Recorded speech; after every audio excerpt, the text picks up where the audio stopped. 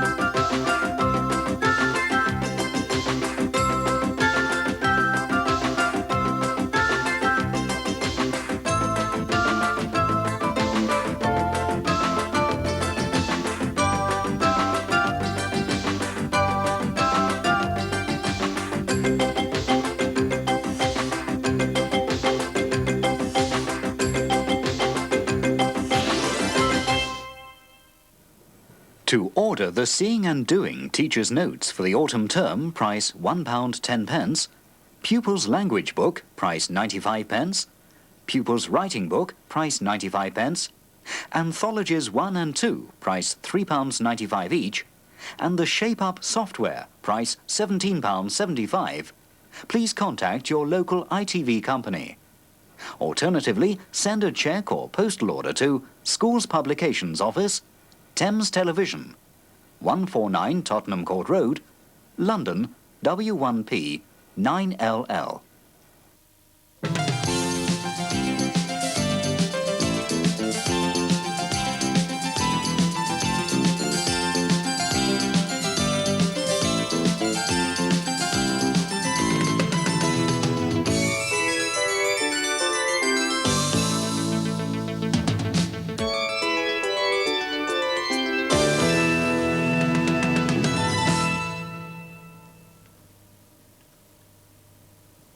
Henley is a very old town. As it was always a good place to cross the river, people settled there and built houses.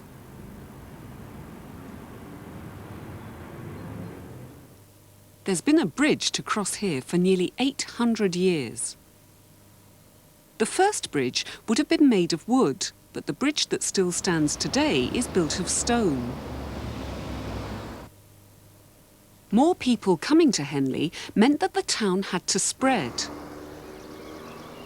A new housing estate was built on the edge of the old town. Look how green the area is, with plenty of trees. Notice the houses have modern designs. They didn't just build houses for the families, but a school as well. The children from the school are investigating the history of their town. First, they search for clues about the past by looking at the very old buildings. Now, let's find out what this street is called. Where can we look to find out what the street is called? Use your eyes. Have a look.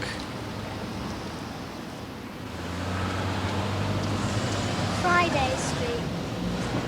Street names could be important clues to look out for.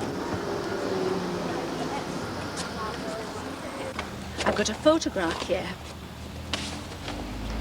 I'd like you to have a look at it. It's a very old one.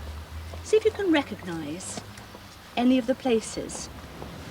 Can you recognise the street? Old photographs also help with research.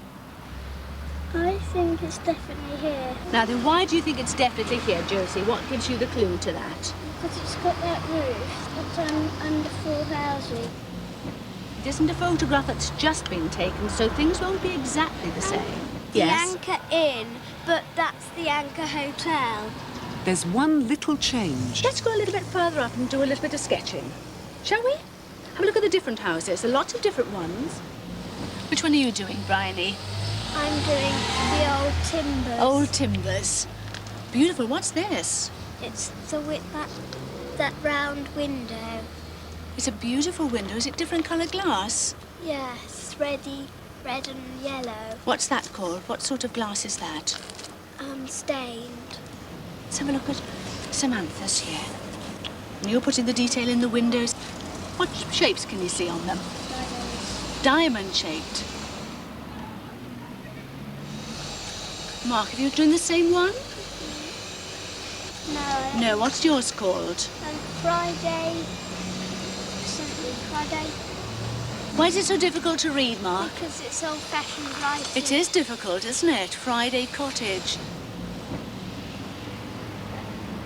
I'm doing the old doll's house. Oh, I can recognise that. Yes, I can. It's a beautiful chimney up there, isn't it?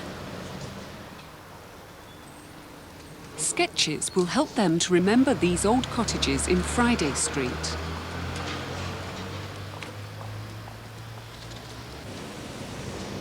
The town centre offers lots of clues about the past. In olden days, the streets were busy with coaches and horses. This photograph was taken long before motor cars were invented.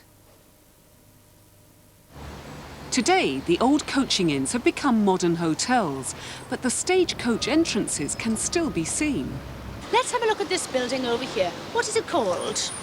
Old White Hart. The Old White Hart. Now then, just looking at that, would you say that was a modern building?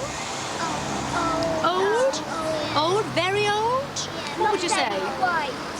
You think quite old, you think very old, do you? What's- What sort of building is it? A cafe is the first A bit guess. more than that. Sort of a pub. It's a sort of a pub. Can you remember what the old name for a pub was? In days long ago? An inn. Do you think this might have been a coaching inn? Yes. What makes you think that? Because it's got an entrance. It's got an entrance that you think coaches could go through. Do you think it's big enough for coaches like this to go in? Look, have a look at this one. Let's try to imagine what this old street was once like.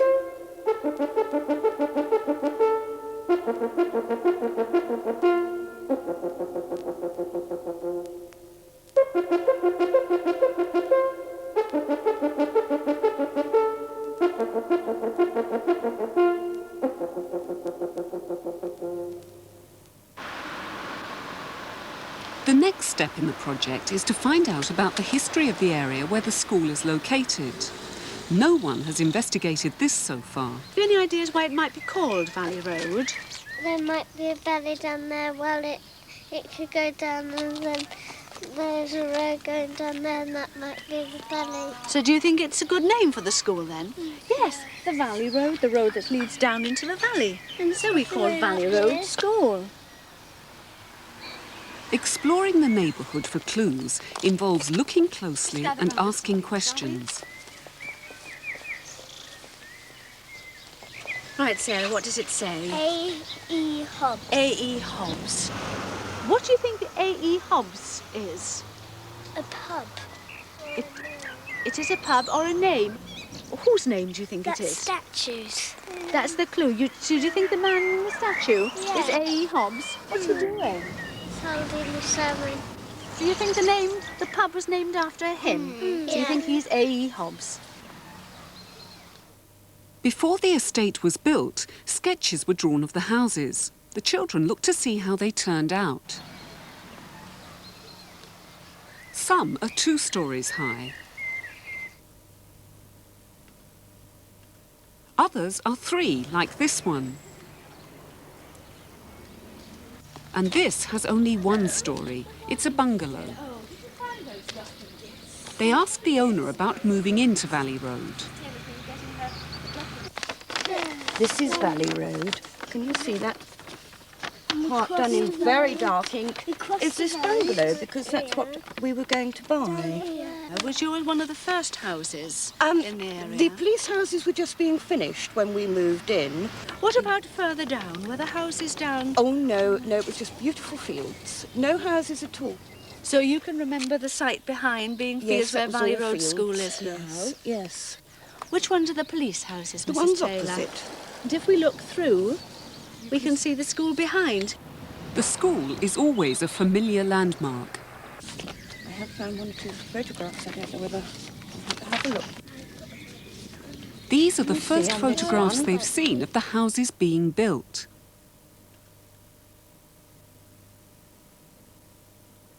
They discovered that many of the houses were built before the school.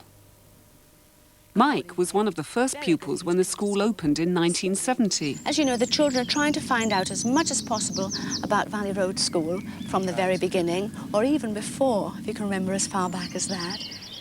Bryony, have you got a question for Mike? Yes. Were there as many children as how many we've got now? When I joined the school, there were many, many more children. There are 2 classes where your class is, and there are lots more classes in the other block. You could hardly move on the playground at all. There are lots and lots of children. Now, here, I've got the admission register for Valley Road School, and Mike's name appears in this book because he was the first one to have his name recorded. Mike, you might like to see this. I don't expect you've seen it before. There we are. Right at the top there. Number 1, Michael Sutcliffe Jennings. Now, Mike, we've also got a photograph here. Just have a look. Can you see Mike on that one? Can you recognise him as a boy of 9? Even school That's me photographs there. tell us about the past. Did you have any friends? I had lots of friends, yes. And some of them still live here, although some have moved away. But I still do see some of them.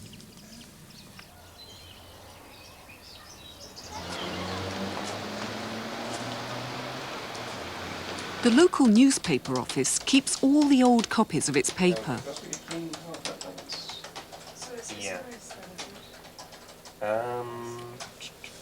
Now that the children know the school's opening date, they go to find out if the event was reported in the local newspaper.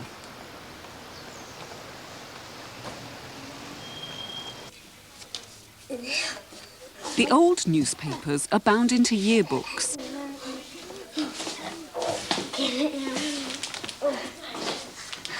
"1970" is the year they want.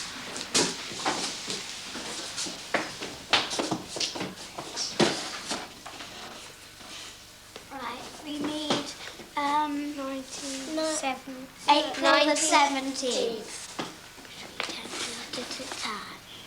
There is the squares from our school floor. It's even reported on the front page. Oh, these, yeah. The new people. The first pupils, yes.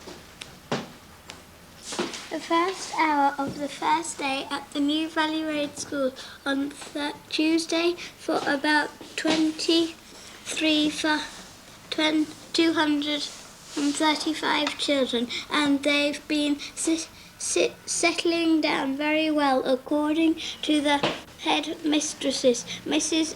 E. Nisbet. They've now found out lots of information about the school's opening, but the next stage is to discover what was there before the school and the houses were built. They ask one of the older residents about the neighbourhood.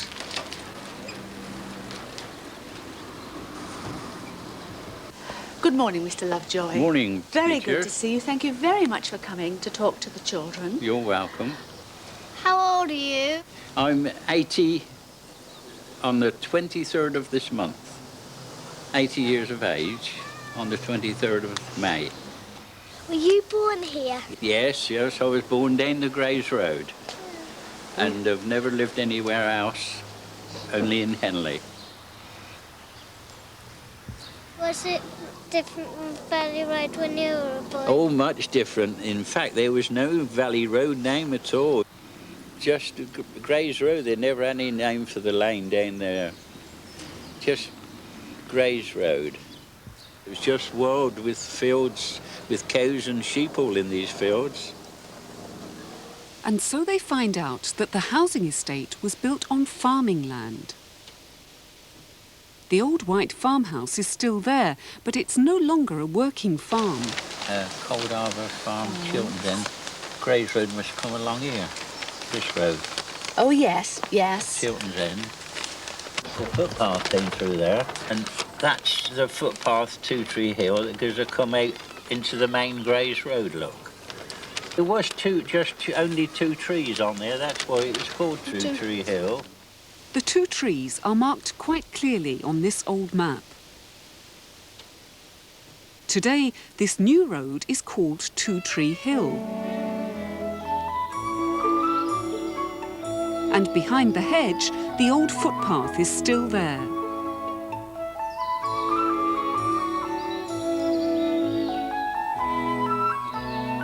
It leads downhill between the modern houses and gardens, past the two gnarled old oak trees which gave the footpath its name.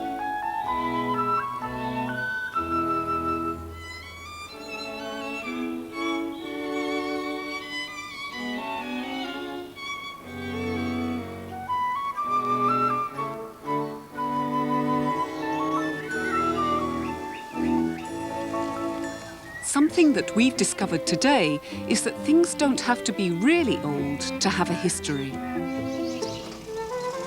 This modern housing estate has given these children lots of clues to its past.